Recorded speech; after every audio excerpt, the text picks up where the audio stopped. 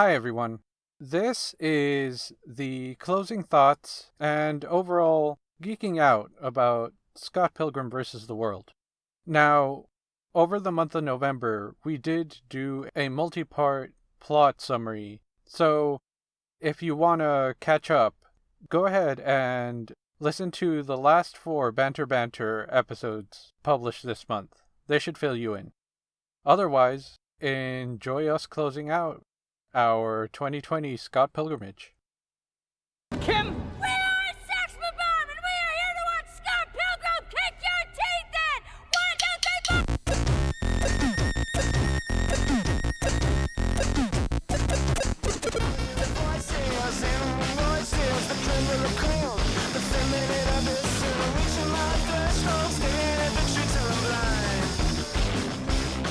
4. So, we made it.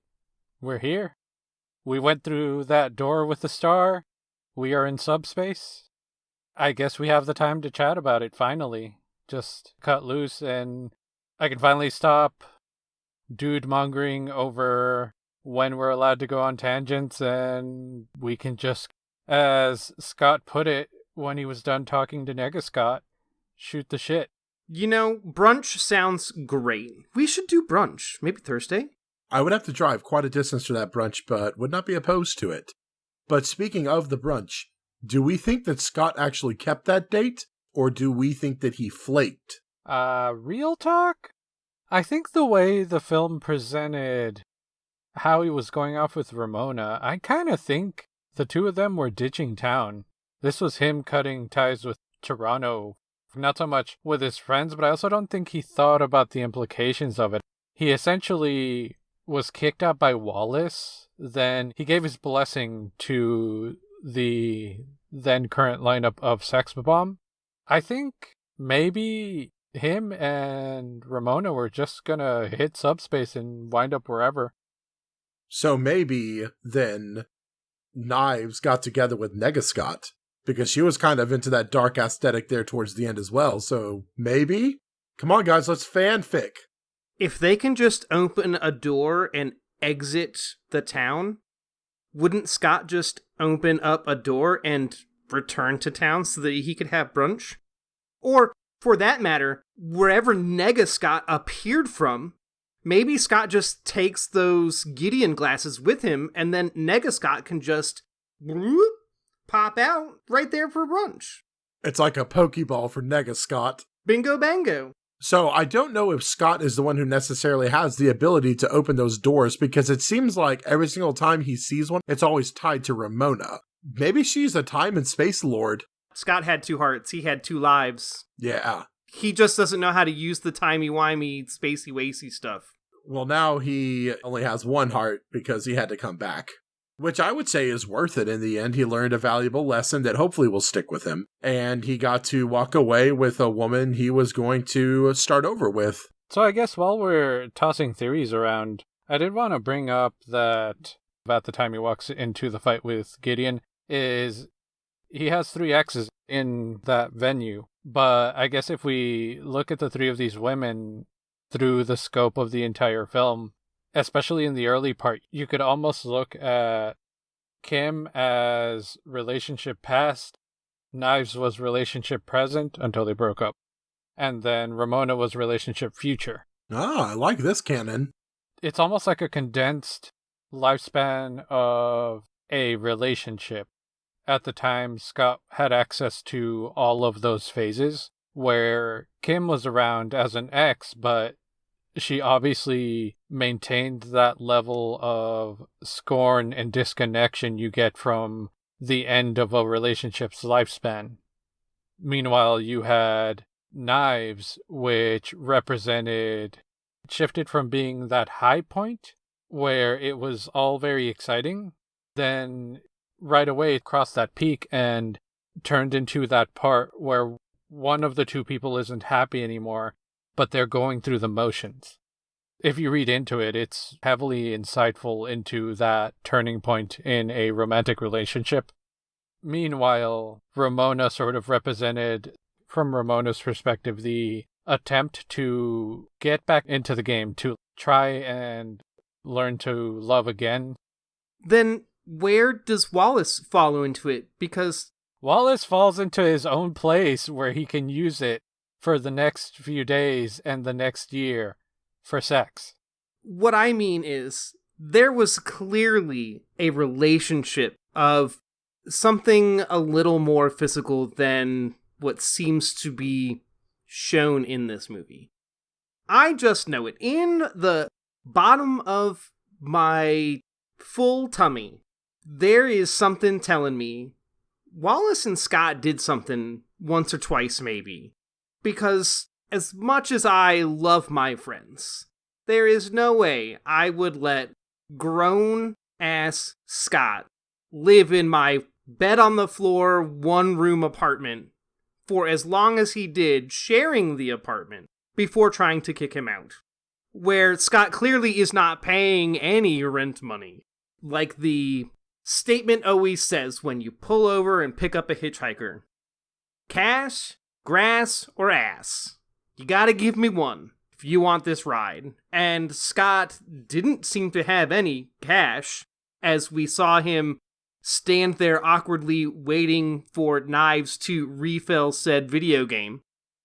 He doesn't have any grass because he seems very straight edge and there weren't really any drug references throughout the entire movie. There's only one thing he has left, and it's really a flat ass. Sorry, Michael Cera, but you have a flat behind. Yeah, he's kind of scrawny in general.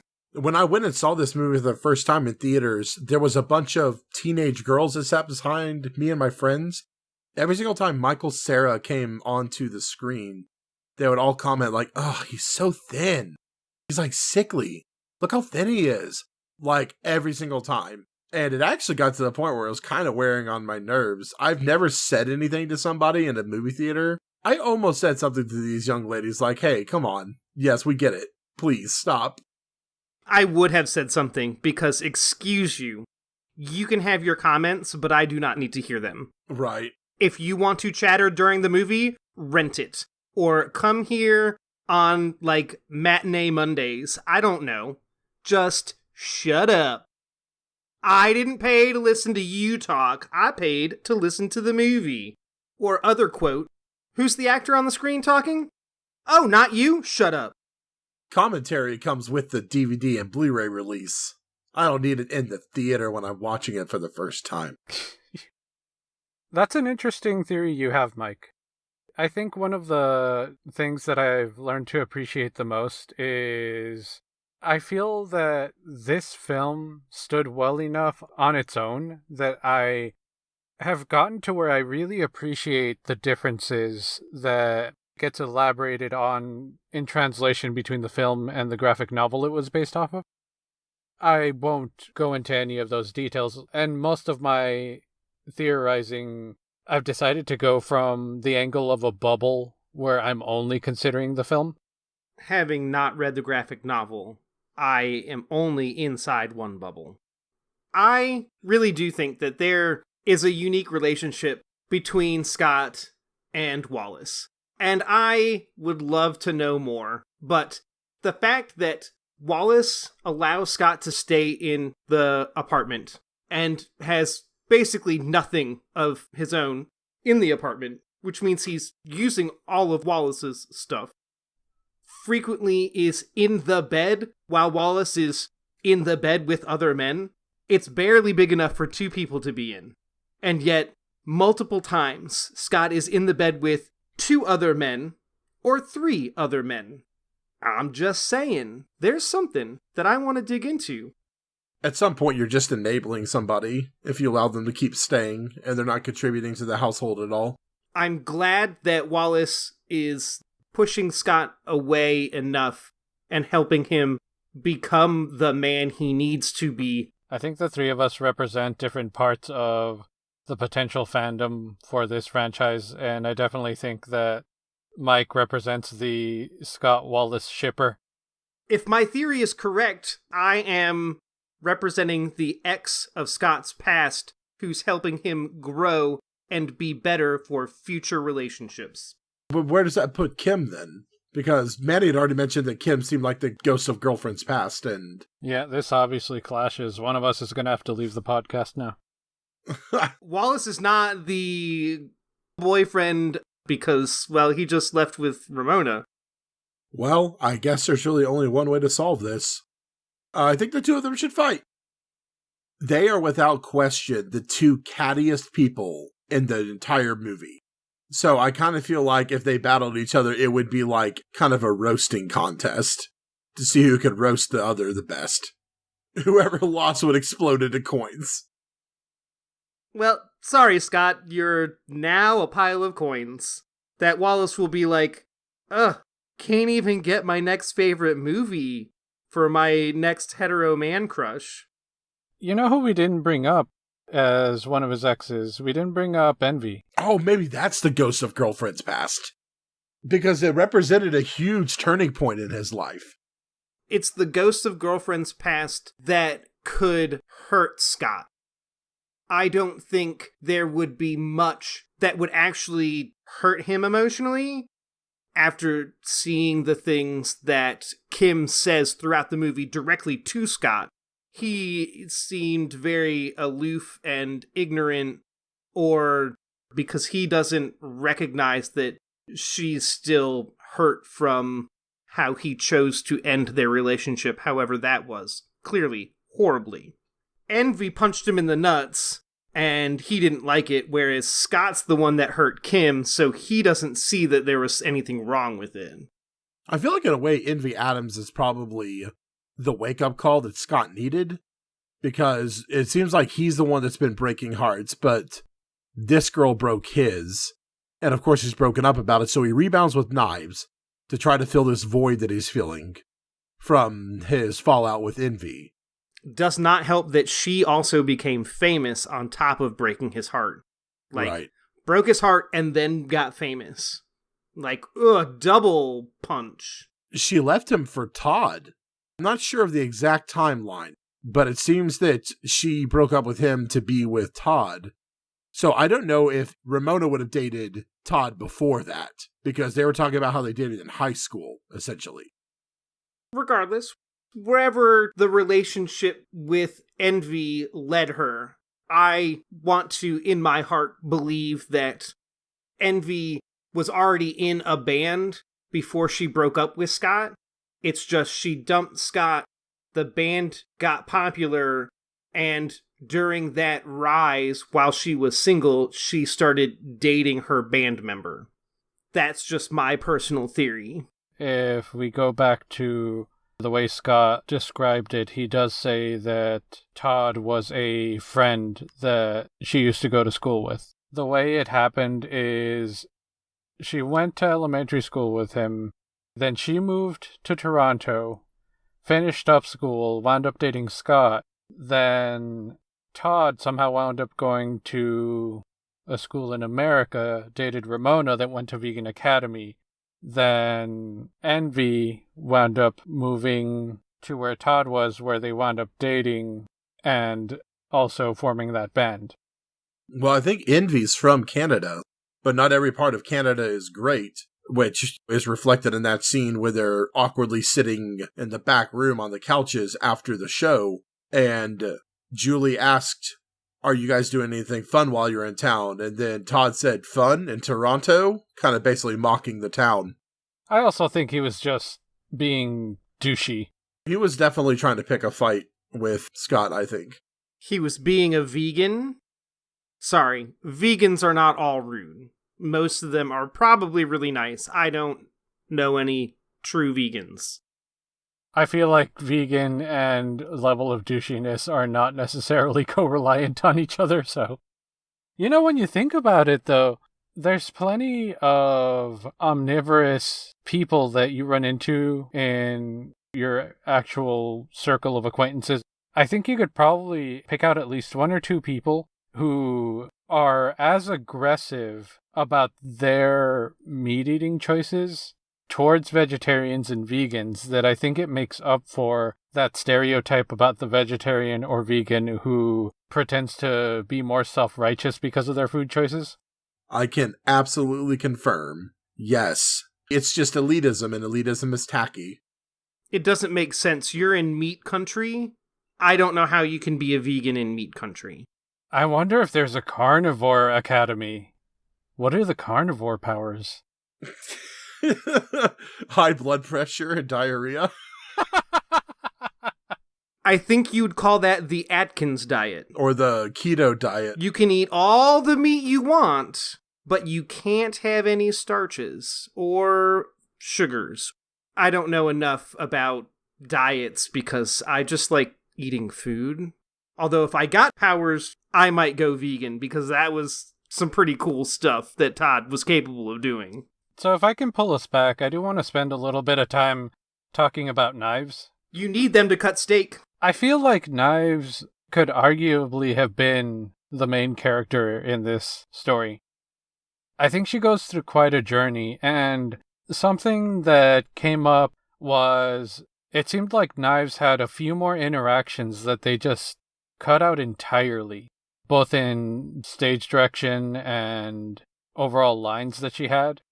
It seemed like as the story went along after Scott and her breakup, especially after she had that streak where she was trying to get back at Scott for dumping her and trying to get him back, it seemed like she was maturing emotionally a lot more. And there were several times and several cut lines that tend to imply that she was becoming more grown up. Right. I think it really would have informed her final exchange with Scott at the end of the film, because it seems really grown up of her and really sudden, but I think if they had included all of the cut lines, it would have made sense that this was her call. Here's a question. Had Scott decided to let Ramona go and stay, do you think Knives would have taken him back? I would like to say yes, but only for a duration. In the back of her head, she knew what the right decision was to let Scott go, to tell him, chase your dream. If she was already there at that moment when he was waffling on whether or not to go, I think she would have been with him, but then realized, this is my first real relationship. I can't do a disservice to myself by staying with this first love. I get what you're saying. I think an argument can be made, though, that Scott was also in a period of development, because in that final fight with Gideon Graves, when they started fighting together, they had found their rhythm again. So I think an argument can be made that if they actually gave it another shot, that the relationship would be much more successful the second time around. Would they stay together forever? I have no idea. All I'm saying is, she would have taken him back, but she wouldn't have stayed with him for good. Sure. That relationship would have ended. I think she would have ended up leaving Scott the second time. Yeah.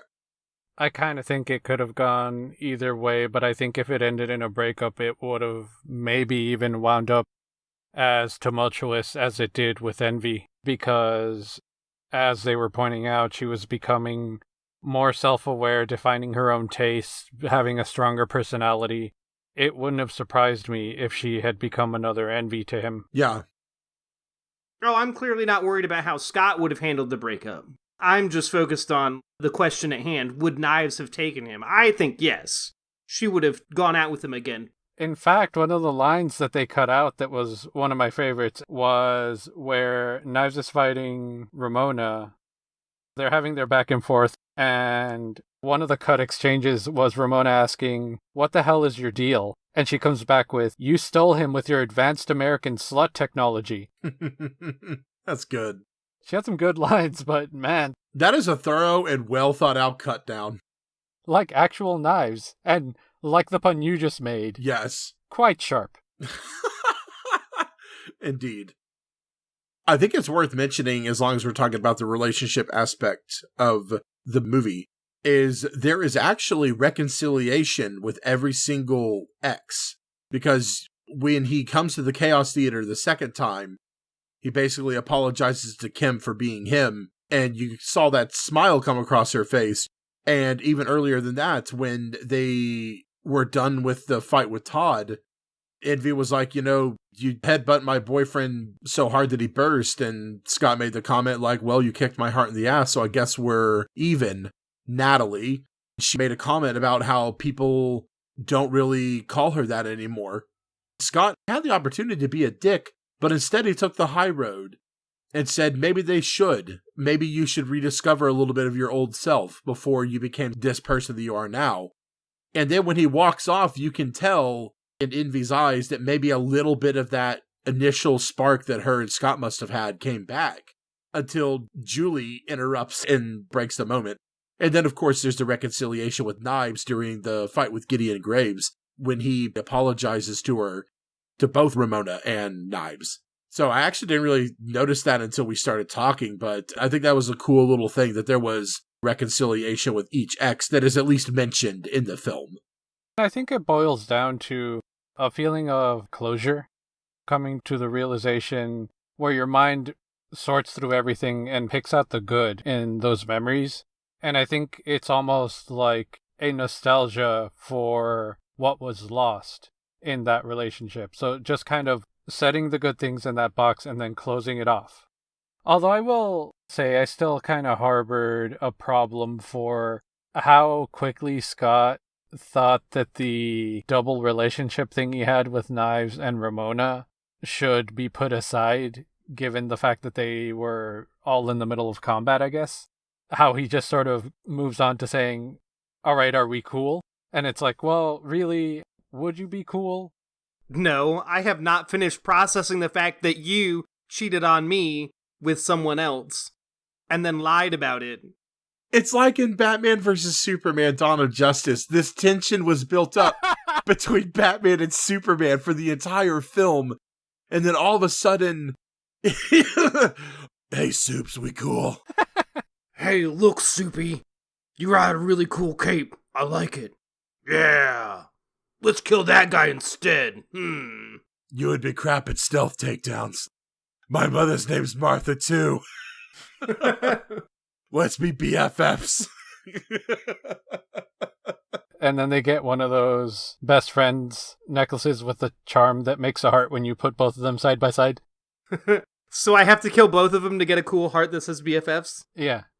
In the background, we just see the epic battle with Doomsday and Wonder Woman come to a climax, and she just like stabs Doomsday through the heart, and he's just like a corpse on the ground.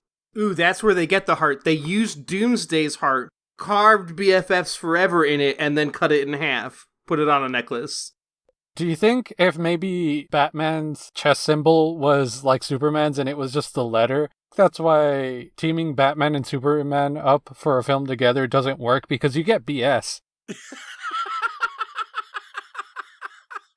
You just get a bunch of BS. That's it. We can never talk about it again. That's the best it's going to get right there. That's the BS-dest it's ever going to get. Aaron, go ahead and tell us one final plea for Knives and what made her your choice for this take on the film. I've always appreciated Knives as a character. I think it's always fun to watch someone who has a growth arc. And as we all know, pain is the great teacher. There's a particular sting that comes with the first love of your life being lost. It was just real fun to watch their early relationship, how fun they were, both kind of geeky, both playing the games. And I loved watching them on the Ninja Dance Dance Revolution. Knives doing flips over Scott's back to put a little style into what they were doing. She starts out as this innocent girl, but she becomes world weary and more like her eyes were opened a lot during the course of the events of the film. She ended up being this person that jumped in, albeit it was to end the one that hurt Scott. In the end, they all put their differences aside and they all fought together to win. And her and Scott got that reconciliation at the end. Then Knives realized her own self-worth when she dropped the line, you know, I'll be fine. I'm too cool for you anyway. She kind of found her own confidence in her own purpose. That and other reasons are why I really like Knives as a character. Her first and last names are so punny. Knives and Chau, yes. My favorite line is, time to chow down. And then Scott's last word to her, Chau, Knives. Yes, oh, so cringy but so good. And plus, Knives is such a cool name to begin with. Right. It's only been given to two characters that I've ever known. Knives Chau and Knives from Trigun, the anime. Oh, you're right. The brother of Vash, right. Huh. So yeah, that's my closing thoughts on Knives. What about you, Mike? What made you choose Wallace Wells? Because he's snarky, yet tries to help Scott become a better person while still being snarky. And he totally reminded me of one of my old BFFs from a time at summer camp where we basically considered ourselves Jack and Karen from Will and Grace. Hey, insults aren't worth much unless you can say them to the person's face, which is what I liked about Wallace, is that if he had crap to give anyone, he right out went and said it, like how he was sassing Crash and the boys at the first battle of the bands. The reason I chose Kim is getting on to the initial reasons you were giving for Wallace. That's that she, as a character, represented that chops busting friend who, at the end of it all, is just trying to help. Because when it matters, Kim sought to set everyone straight and to point them in the direction of what they needed to do at the moment. And I think she really came into that every time the group was kind of losing their direction.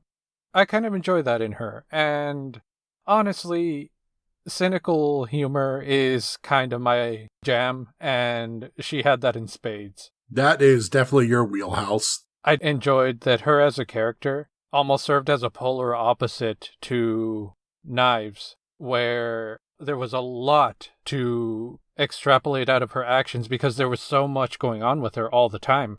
Meanwhile, Kim felt like the opposite, where she didn't do or say much, but just in the tone had so much you could imply. Also, I think her body language spoke a lot. I think she represented the opposite in terms of implied action versus actively presented action that we get in Knives. Anyway, thanks for listening to another Scott Pilgrimage. We hope you enjoyed it. I'm pretty sure I did. So, gentlemen? I enjoyed it immensely. Can't wait for next year. I was about to ask. Y'all ready to take on the next one in a year? Oh, yeah. Hold on, let me do a little, 1, 5, carry the 7. Yeah, I'm in. Well, I'm so glad you could clear your schedule for us, Mike. We would be happy to have you, and the rest of you listeners, for the next time we talk about Scott Pilgrim versus the world. See you guys on the next level. You can reach out to the hosts of Banter Banter on Twitter. Find me, Manny, at Brogar, CRE. Aaron can be found at 8-Bit Wizard. The 8 is Roman numerical. Find Mike at Mike8Time. That is the number 8. Or holler at our podcast page at Banter_cast. Or find it on Facebook at Banter Bantercast. The art for this podcast special was created by @PepperTrupa on Twitter.